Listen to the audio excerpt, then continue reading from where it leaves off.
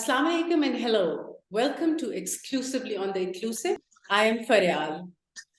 As we celebrate the International Day of Education this month, there's so much that needs to be done to meet the challenge of out-of-school children in Pakistan. And it is just not possible to not at this moment think about the millions of girls and young women in Afghanistan who have become the victim of Taliban's ban on high school and university education, and to whose suffering and struggles this year's International Education Day is dedicated.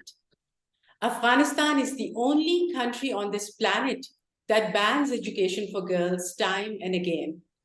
493 hapless days since the ban on secondary education and 32 hopeless days since university education was banned. Taliban's hardline vision for the country and its plan to turn back the clock not only on girls' education, but their very presence in public life, as every few months new decrees are issued about women not allowed to go to male doctors or beauty salons, about which careers women may have, how far they may travel without a male guardian, that is, if they dare to venture at all. One edict goes as far as saying that the most devout women would rather not leave their homes at all. Joining me here right now is UK-based campaigner in the Afghan diaspora, founder of Ertabot, Hossa Scandry McPherson. Thank you for your time, Hossa. Salam alaikum. Thank you very much Salam. for having me today. It's a honor and it's a pleasure to be in your program. And just to answer to your question, it's really tough what the Afghan girls and women are going through at the moment in Afghanistan. There have been few dialogues or discussions with the Taliban, but it's like we're speaking to a wall or to a dead end. And as an Afghan woman born in Kabul, it's my duty to take up the case of Afghan women's rights. We used to be a progressive country, and my role model is my mom, who was active in education. As a literature teacher and as a social activist in defending women's rights in Afghanistan in 1970s and 1980s. Today, in a regressive environment, our main focus must be on children from a very young age, 2 years old, up to the end of primary school, because at the moment they're allowed to go to school and they should be taught about their basic human rights.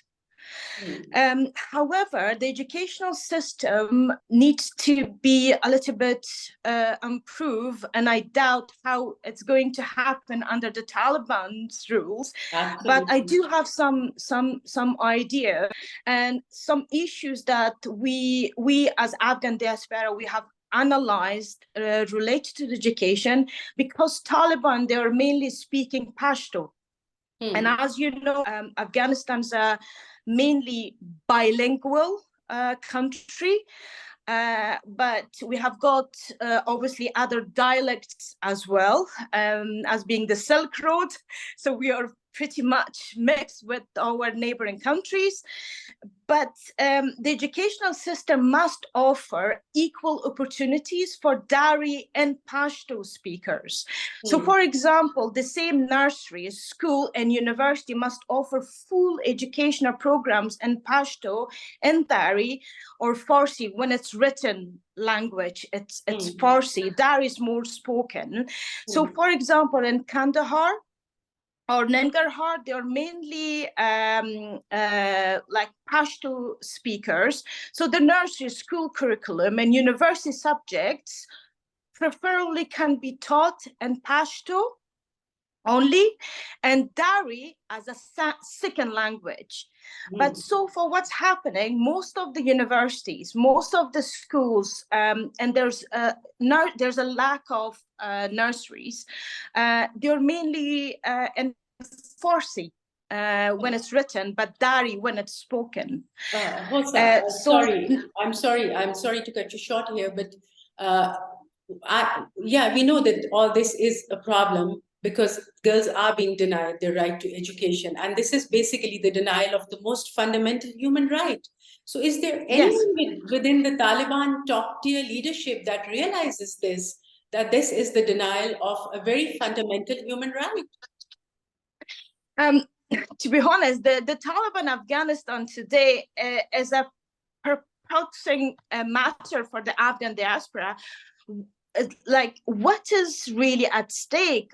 Will there be an alternative? And talking about fundamental human rights, for the Taliban, it's Western concept, therefore they reject it.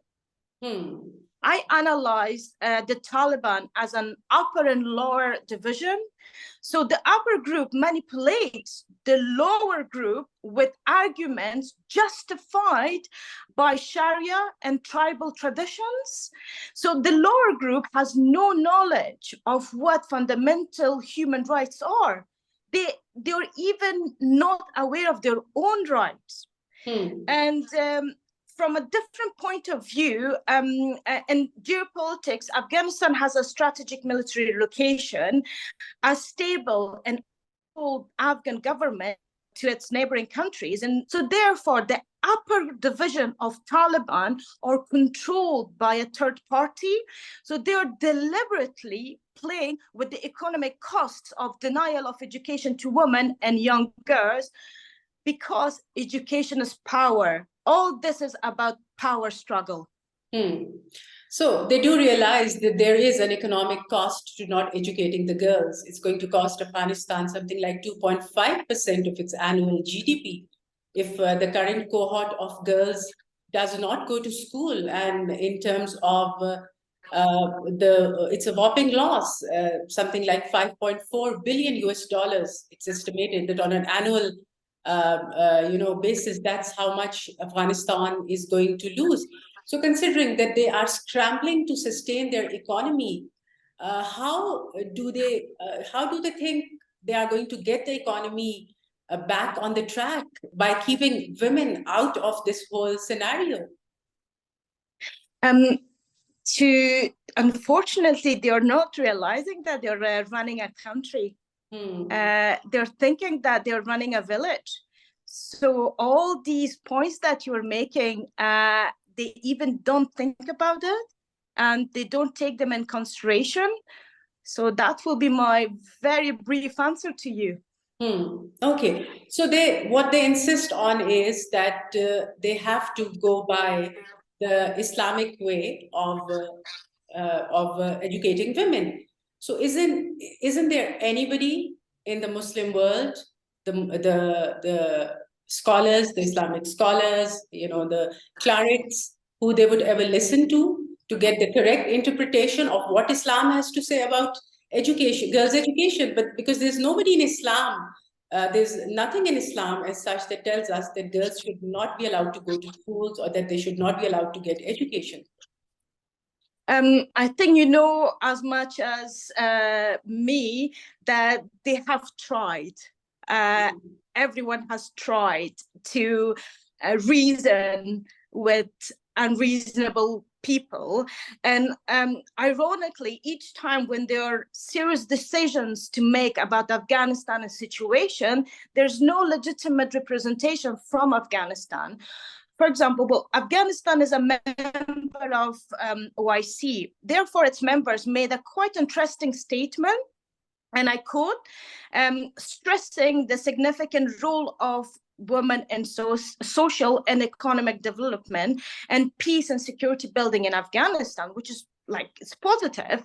And OIC recalls that the rights of women and girls to access all levels of education, including university level, is fundamental right in keeping with the teaching of the noble Islamic Sharia.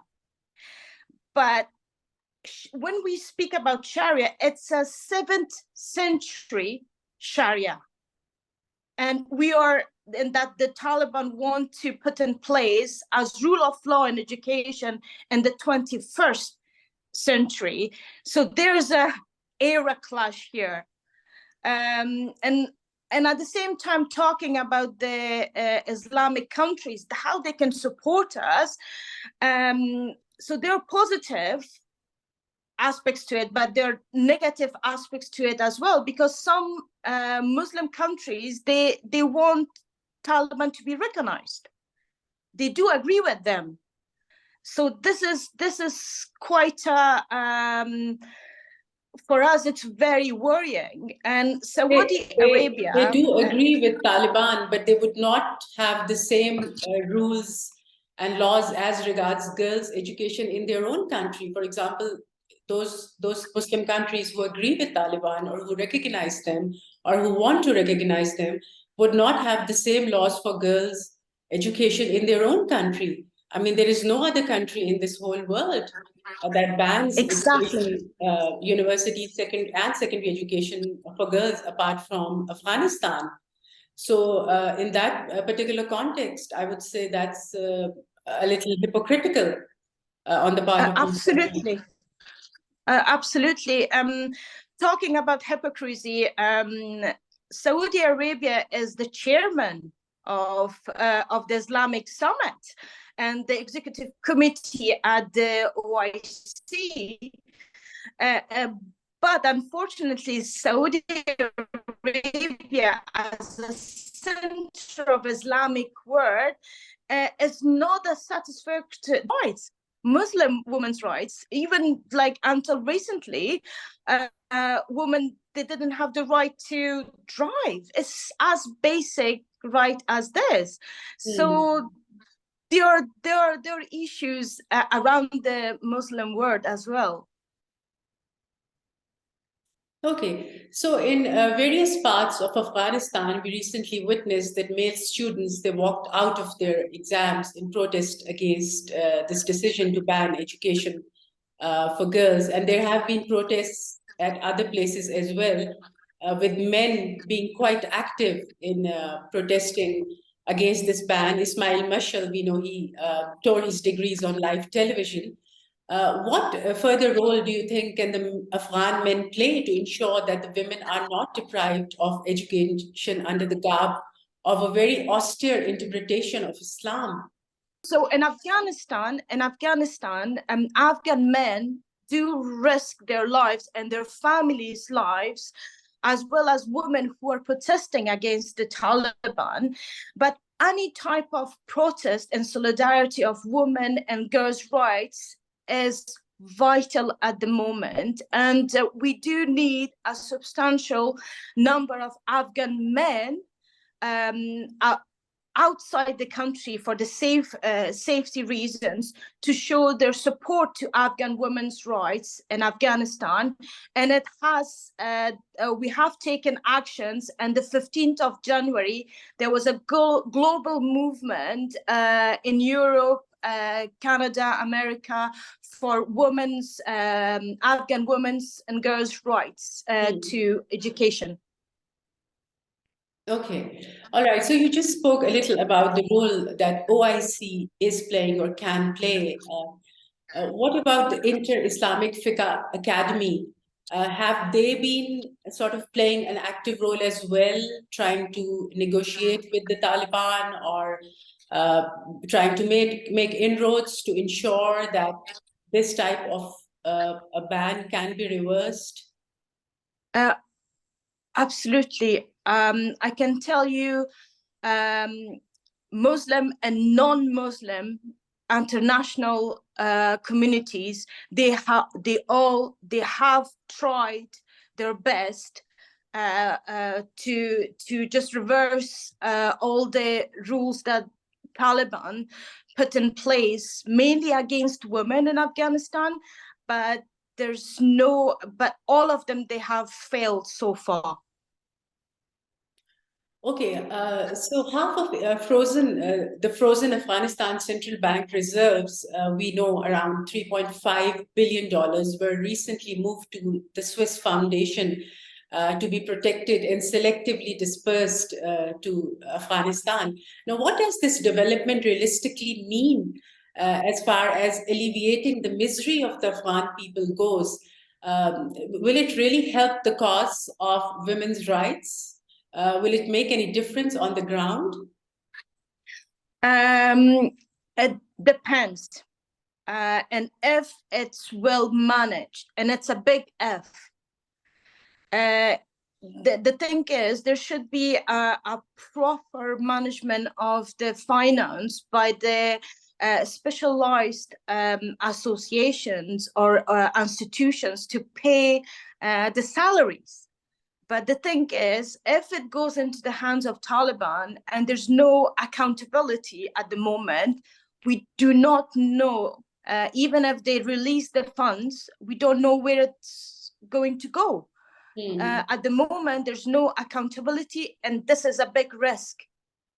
So I cannot be sure that even if they release funds, if they haven't set up a proper system before releasing them, the money will be wasted. So the Swiss Foundation doesn't really have any preconditions? There are no proper systems at the moment, but they're working on it, and we are hoping that that after releasing the funds, they will be distributed to the right organization, for example, for the salaries, and this might help the economic situation. There are none. Okay.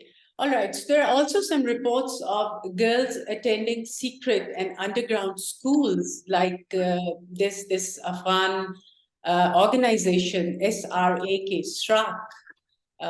It is also looking after some of these underground and secret schools. There must be fear in the air, I can imagine. I mean, attending these schools, getting to them must be quite challenging. So are these schools helping some of the girls at least get where they want to be or be able to access education? How well are the girls managing it? Any type of education offered is a bonus. Even if they're learning one word per day, it is something. It's still knowledge. It's still all about learning. We have got an expression in Persian. We say drops by drops, it becomes a sea.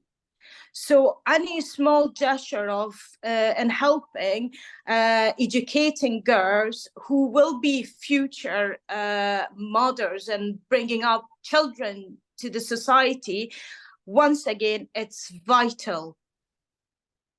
Okay, absolutely.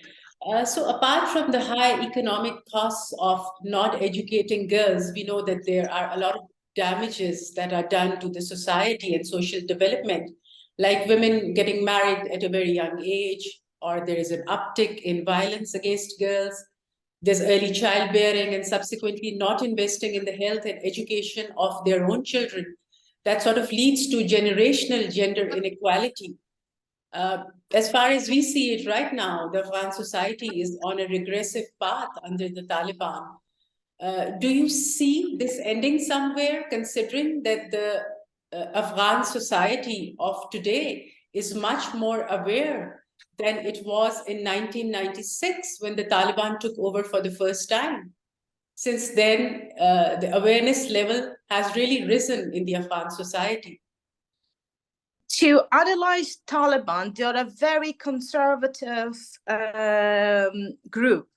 So whatever they're doing right now, and so far as we discussed previously, Muslim and non-Muslim international communities, they tried to reason with them and it didn't work. So basically what they're doing, they strongly believe in it, but they do not realize that they're running a country. It won't work.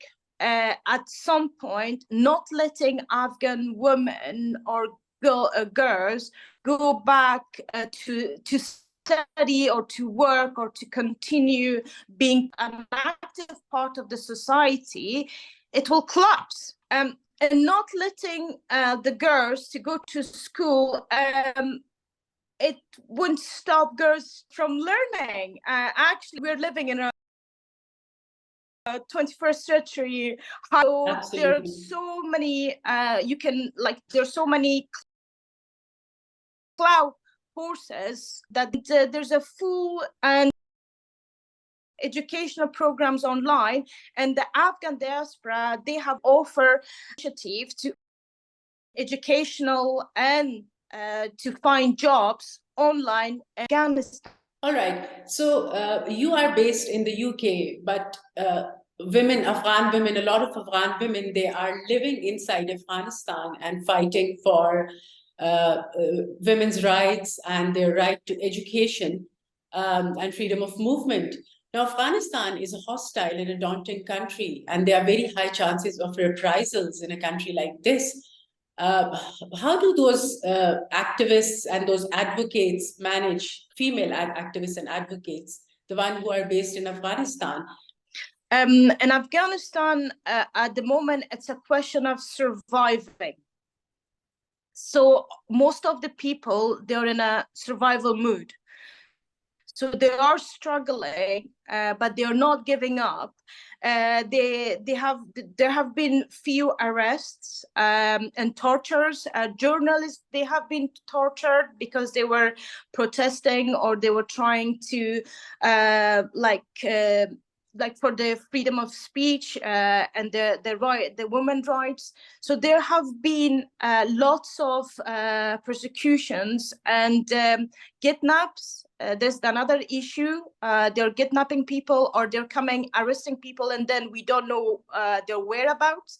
So we do have different reports about what's going on in Afghanistan and how Taliban are using terror in form of oppressing Afghan intellectuals in Afghanistan, or Afghan activists, men and women, and mainly journalists are at risk.